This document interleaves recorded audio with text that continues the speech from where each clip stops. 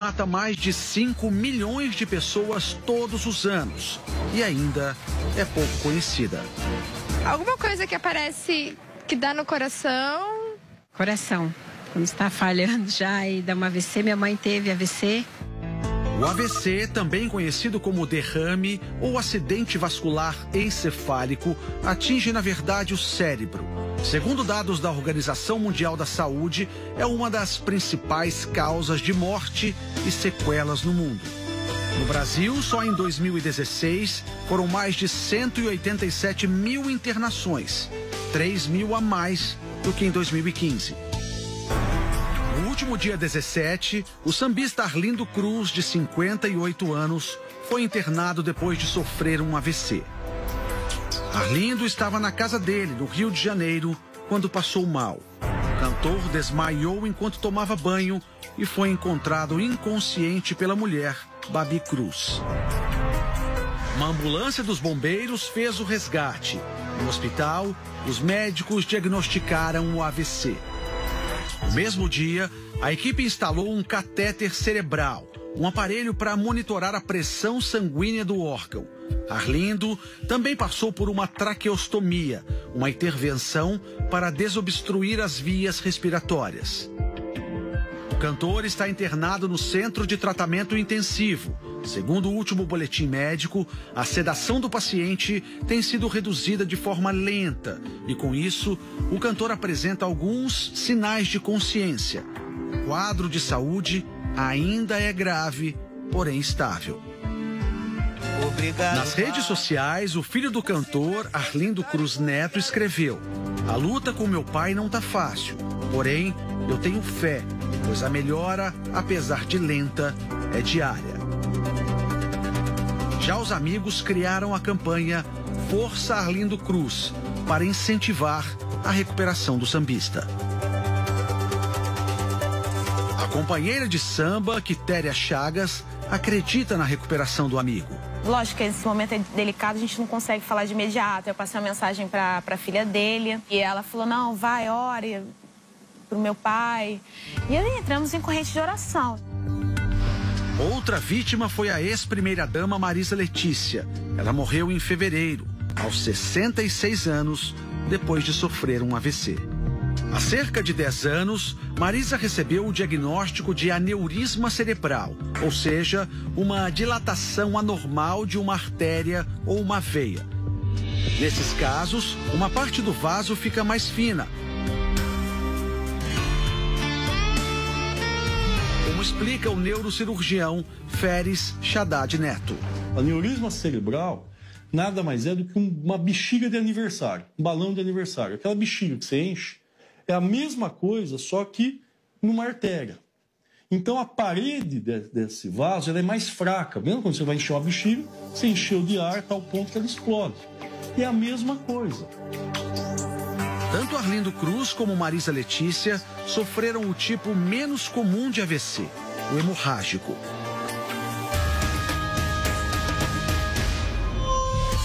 Existem dois tipos de AVC, o isquêmico, que corresponde a cerca de 80% dos casos, e o hemorrágico, que atinge 20% das vítimas.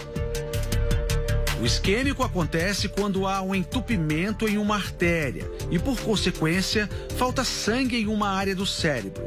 Já o hemorrágico é causado pelo rompimento de um vaso intracraniano, o que provoca uma hemorragia.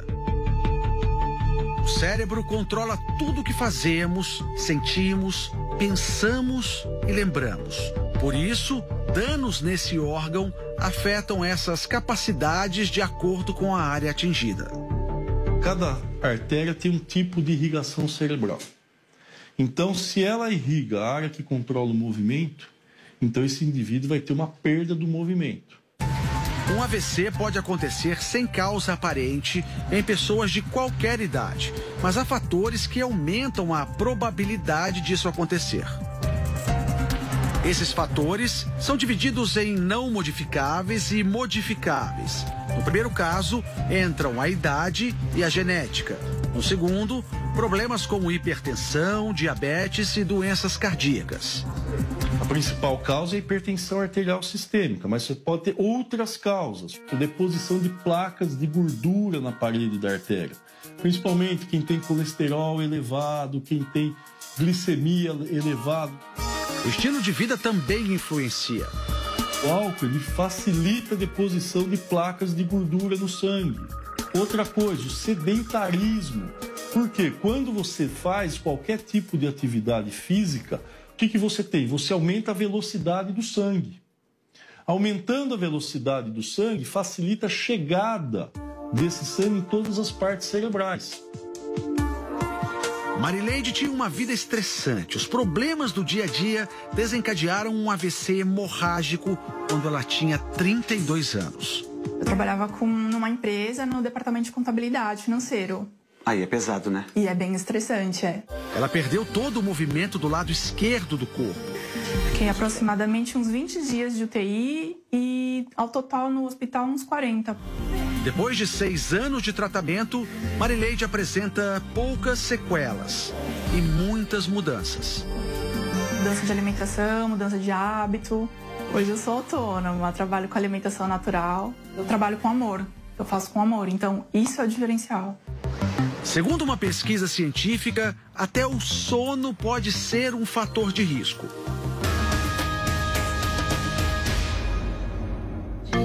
A professora Adriana sempre foi dorminhoca. Com 37 anos, Adriana sofreu o tipo mais comum de AVC, o isquêmico. Eu tinha dormido umas 10, 11 horas da noite, umas 9 horas da manhã, mas eu estava com muita dor de cabeça, muita. Casos como o de Adriana foram pesquisados pela Universidade de Cambridge, na Inglaterra. Segundo o estudo, dormir mais do que 8 horas por noite pode aumentar em 4 vezes o risco de um AVC.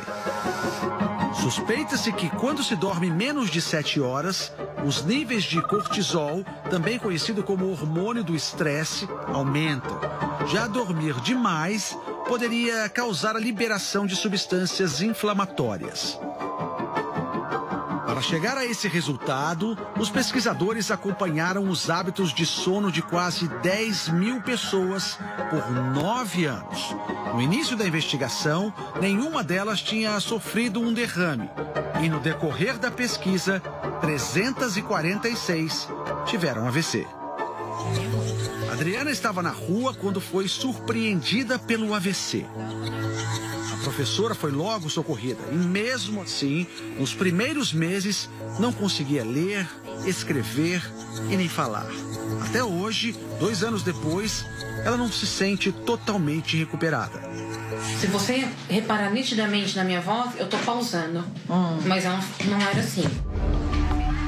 Foi durante o sono que Júlio, de 61 anos, teve um AVC.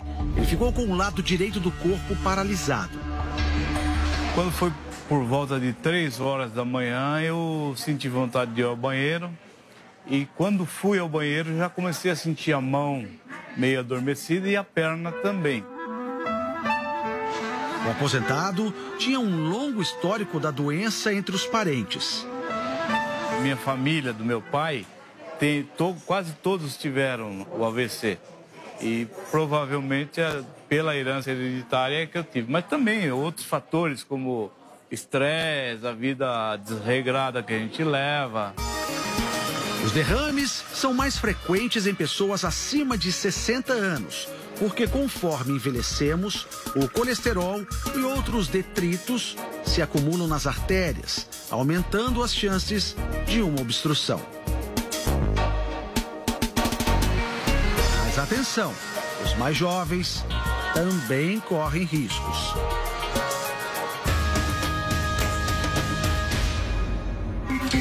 Natália tinha 19 anos quando sofreu um AVC isquêmico.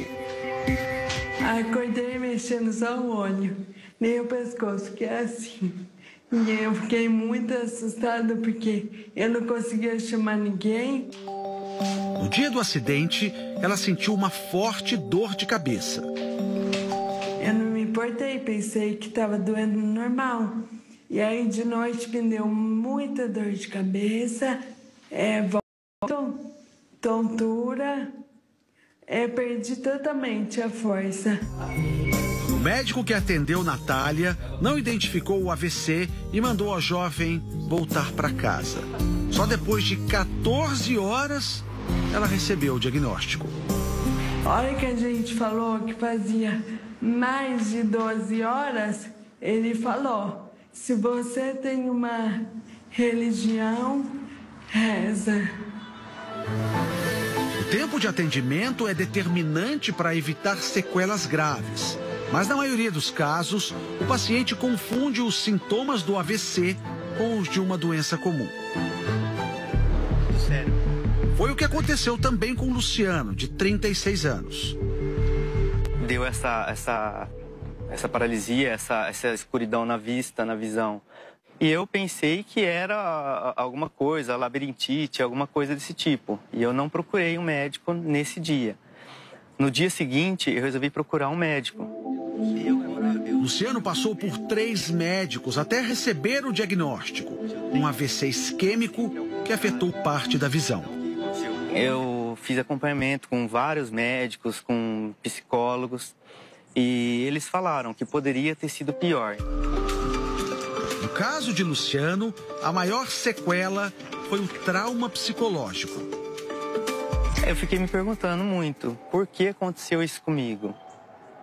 O que eu fiz? Onde eu errei? Alimentação, alguma coisa? O que aconteceu? Você se cobrou muito por isso? Eu me cobrei por isso. Segundo este neurologista, problemas genéticos ou predisposições a algumas doenças aumentam as chances de uma pessoa jovem ter um AVC.